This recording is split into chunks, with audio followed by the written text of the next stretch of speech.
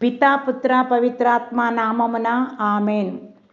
సిఎస్ఎస్ఏ జ్ఞానవాణి శ్రోతలందరికీ బాలయేసు దివ్యనామములో శుభోదయం, స్వాగతం, సుస్వాగతం. ప్రియమైన దైవ ప్రజలారా, కన్యలారా, మనం ఇప్పుడు ఈ 3వ వార ఆగమన కాలంలో ఉన్నాము. ఆగమన కాలం పరిశుద్ధ కాలం, త్యాగపూరితమైన కాలం, కృపాకాలం కనుక ఈ ఆగమనంలో ఎంతోమంది ప్రవక్తలు ఈ మెస్సియా రాకడను గురించి బోధించినారు. కనుక మనం ఈ పరిశుద్ధ సిద్ధపాటుతో ముందుకు సాగిపోతున్న సమయములో ఈనాటి మొదటి పట్టణము సంఖ్యాకాండం 24వ అధ్యాయము 1వ వచనం నుండి 17 వచనాలు ధ్యానిస్తే, బలాము ప్రవక్త ఇజ్రాయేలు యొక్క ఆనందాన్ని ప్రవచించాడు. ఇజ్రాయేలు ప్రజలు దేవుని సొంత ప్రజలు. వారు అందంగా ఉన్నారు, గౌరవించబడ్డారు, విజయం సాధించారు. దేవుణ్ణి అనుసరించే వ్యక్తులు ధైర్యవంతులు.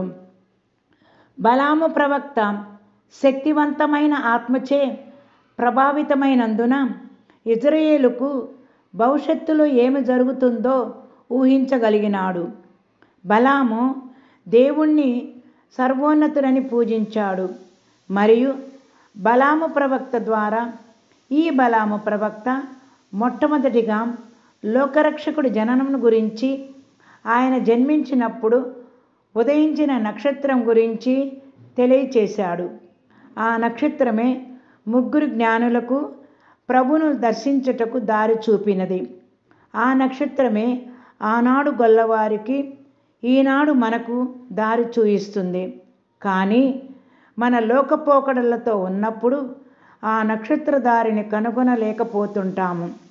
మన దారిలో మనం నడుస్తుంటాము. కనుక జాగ్రత్తతో ఈ ఆగమన కాలములో ఆనాటి నక్షత్రం దారిని వెంబడించటానికి దేవుని అనుగ్రహం, కృప కొరకు ప్రార్థించాలి.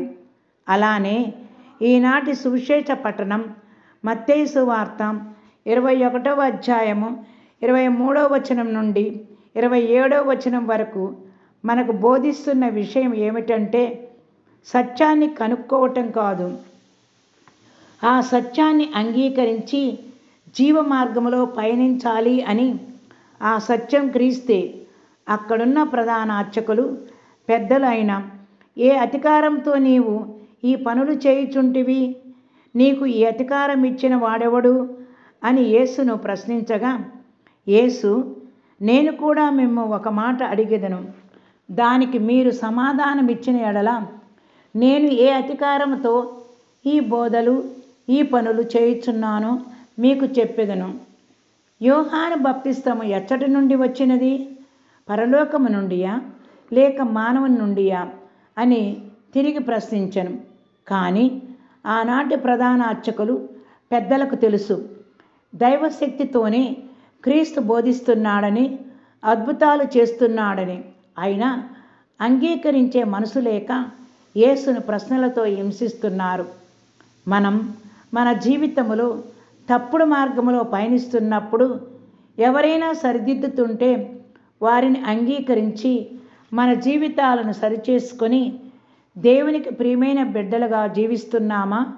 మరొక్కసారి బలాము ప్రవక్త దేవుడు వద్దన్న మార్గంలో వెళుతున్నాడు.